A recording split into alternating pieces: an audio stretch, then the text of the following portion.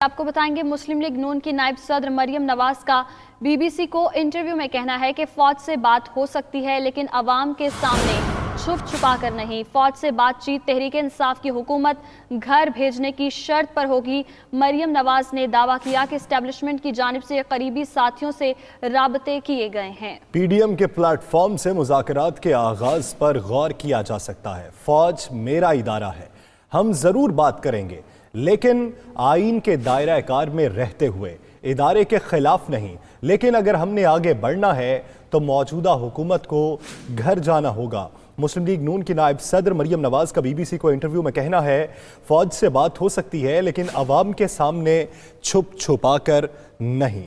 जी बिल्कुल, मुस्लिम लीग नून की नायब सदर मरियम नवाज का बीबीसी को इंटरव्यू में कहना है कि फौज से बात हो सकती है लेकिन अवाम के सामने छुप छुपा कर नहीं। फौज से बातचीत तहरीक इंसाफ की हुकूमत घर भेजने की शर्त पर होगी। मरियम नवाज ने दावा किया कि एस्टेब्लिशमेंट की जानिब से करीबी साथियों से राबते किए गए हैं। पीडीएम के प्लेटफॉर्म से मुज़ाकरात के आगाज पर गौर किया जा सकता है।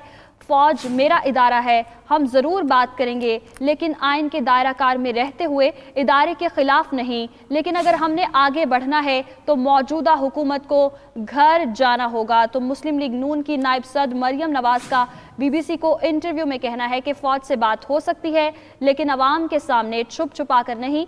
फौज से बातचीत तहरीक इंसाफ की हुकूमत घर भेजने की शर्त पर होगी। मरियम नवाज ने यह भी दावा किया कि एस्टेब्लिशमेंट की जानिब से करीबी साथियों से राबते किए गए हैं।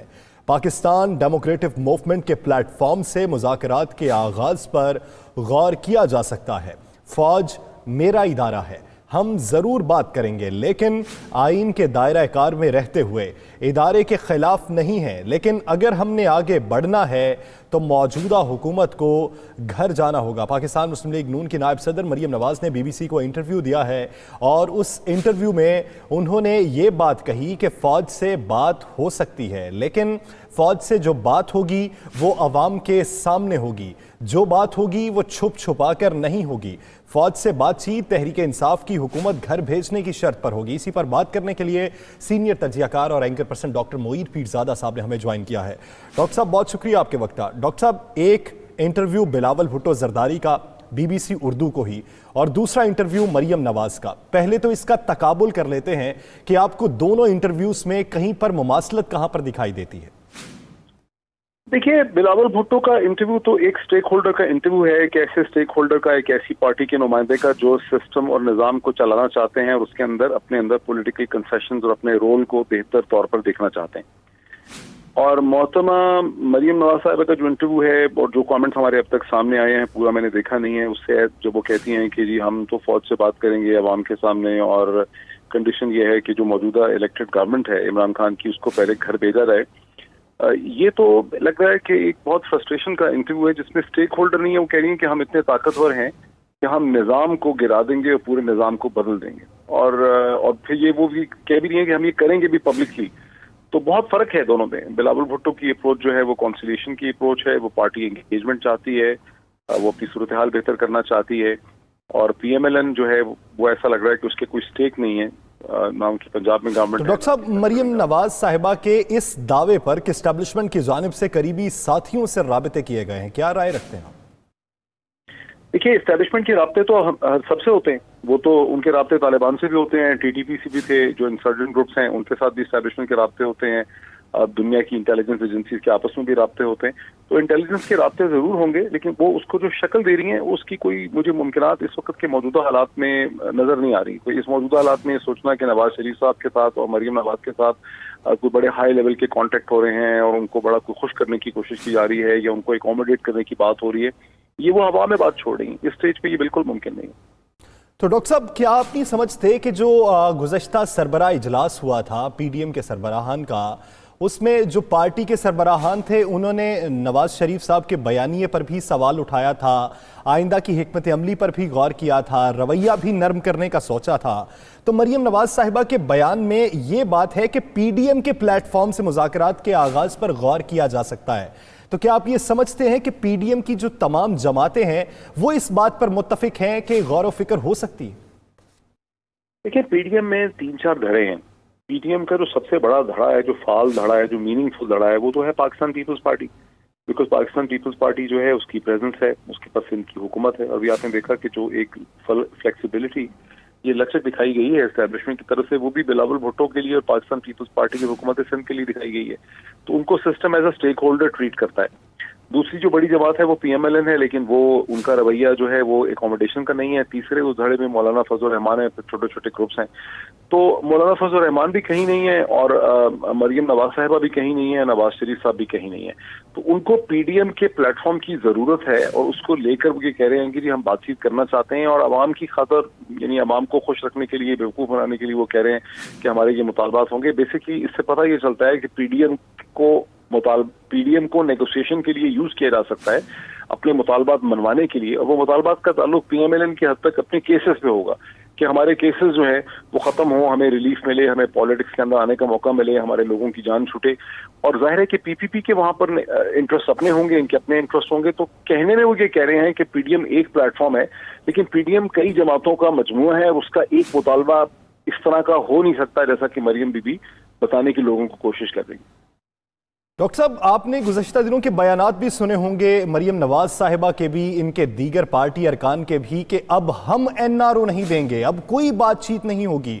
बज़ाहिर ये लगता था कि पाकिस्तान पीपल्स पार्टी जो है वो मुफाहमत और मुज़ाकरात का ऑप्शन खुला रखना चाहती है, लेकिन उसके बरक्स पाकिस्तान मुस्लिम लीग नून वो ऑप्शन बंद रखना चाहती है। लेकिन इस इंटरव्यू के बाद आपको मेजर तब्दीली क्या दिखाई दे रही है? देखिए, मोहतरमा मरियम नवाज साहिबा बाय नेचर भी एग्रेसिव हैं। नवाज शरीफ साहब भी बाय नेचर जो हैं वो एग्रेसिव हैं। जैसे शहबाज शरीफ की वो नेचर नहीं है, बिलावल भुट्टो की वो नेचर नहीं है, आसिफ अली जरदारी साहब की वो नेचर नहीं। तो मोहतरमा मरियम नवाज साहिबा जो हैं, उन्होंने जिंदगी में कभी कोई नौकरी, कोई काम, कोई बिजनेस, कोई काम तो उन्होंने किया नहीं है। वो एक बहुत सिल्वर स्पून, गोल्ड स्पून लेके पैदा हुई हैं। वो इस तरह की बहुत सी बातें करती रहती हैं जिनका हकीकत के साथ कोई ताल्लुक नहीं है। वो इन बातों के जरिए लोगों को, बहुत से लोग इससे मुतासर भी होते हैं, वो समझते हैं कि शायद वाकई कोई बहुत बड़ी तब्दीली आने वाली है और मोहतरमा मरियम नवाज जो है वो किसी एज पे हैं, किसी कस्ब के ऊपर है, कुछ अचीव कर लेंगी। मुझे कुछ होता नजर नहीं आ रहा। ये अभी गिलगित बल्तिस्तान के भी आप इंतखाबात देख लें, उसमें भी PPP को ज्यादा बेहतर रिप्रेजेंटेशन मिलेगी, PTI को अच्छी सीटें मिलेंगी, PMLN को वहां भी कोई बहुत सीटें नहीं मिलेंगी। तो ये हवा में है बहुत। डॉक्टर साहब, आपने बात की GB इलेक्शन के हवाले से, तो PDM के जो रहनुमा हैं उनसे अगर ये बात की जाए कि 3 जलसों के बाद आपका जो मोमेंटम बना था, तो चौथे जलसे के दरमियान में आपने इतना बड़ा वक्फा क्यों डाल दिया? तो वो ये कहते हैं कि गिलगित बल्तिस्तान के इलेक्शन थे। क्या आप ये समझते हैं कि तीसरे और चौथे जलसे के दरमियान जो वक्फा है ये बैकडोर डिप्लोमेसी के लिए दिया गया? देखिए, जो बैकडोर डिप्लोमेसी है वो हर पार्टी अपनी अपनी करेगी। PPP जो है, मैं समझ सकता हूं कि उनके अपने ऐसे इंटरेस्ट हैं, और जैसे अभी आपने देखा कि जो कराची इंक्वायरी में जो फ्लेक्सिबिलिटी और लचक आई है, जाहिर है इसमें बैकडोर डिप्लोमेसी भी है, इसमें कम्युनिकेशन भी है। लोग ये कहते हैं कि पुलिस के खिलाफ एक्शन क्यों नहीं हुआ। पुलिस और सिंध हुकूमत ने तो जो मुतालबात थे वो पहले ही मान लिए ना।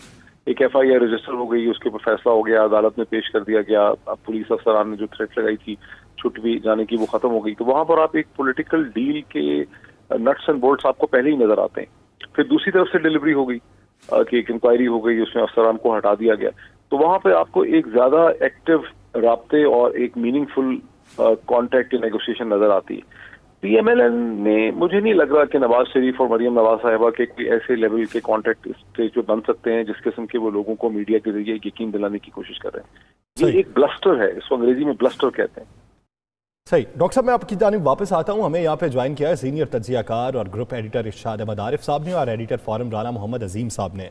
इरशाद साहब, आपकी जानिब पहले आऊँगा, कहिएगा कि आज के मरियम नवाज साहिबा के इंटरव्यू के बाद, इरशाद साहब मैं वापस आता हूं आपकी जानिब। वज़ीर रेलवे शेख रशीद साहब ने हमें ज्वाइन किया है। शेख साहब, बहुत शुक्रिया आपका इस हवाले से वक्त देने के लिए।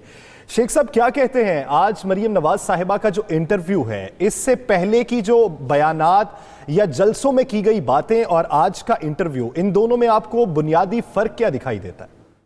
इसमें उसमें ये कहती थी फौज को सियासत में मुदाखलत नहीं करनी चाहिए, ये कह रही हैं फौज मुदाखलत करे और इमरान खान की हुकूमत को हटाए और हमें बिठाए तो हम बात करने के लिए तैयार हैं। इससे गैर पुख्ता और गैर जिम्मेदाराना और अपनी बयानों की आज उन्होंने खुद नफी की है।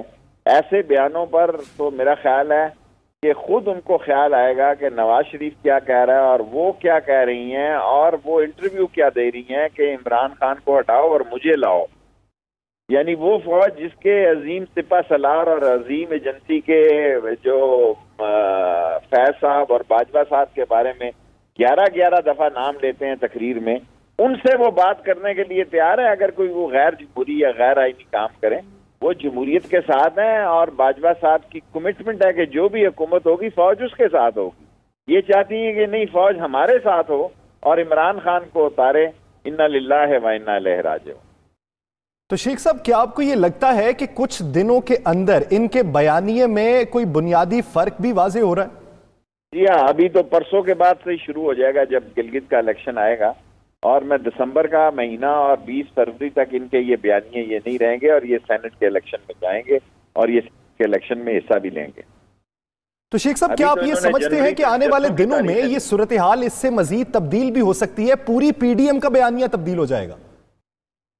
मेरा ख्याल है कि सियासत जो होती है ना जी, nobody can beat the experience. तजर्बे के साथ आती है, जब वरासत में मिलती है तो इसी किस्म के इंटरव्यू होते हैं।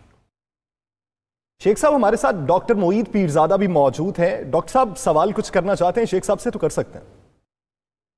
अब आपको क्या लगता है कि गिलगित बल्तिस्तान के इंतखाबात में क्या ये दोनों जमातें मिलकर हुकूमत बनाने की कोशिश करेंगी, पाकिस्तान पीपल्स पार्टी और PMLN?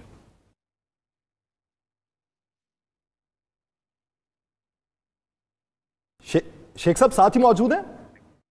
दोनों पीपल्स पार्टी और नून लीग मिलकर भी हुकूमत नहीं बना सकेंगी। PTI हुकूमत फॉर्म करेगी 15 तारीख को, और वहां पे आजाद वोट, आजाद मेंबर नून से ज्यादा हो, एक आधा मेंबर आजाद नून के 2 वोटों से ज्यादा हो।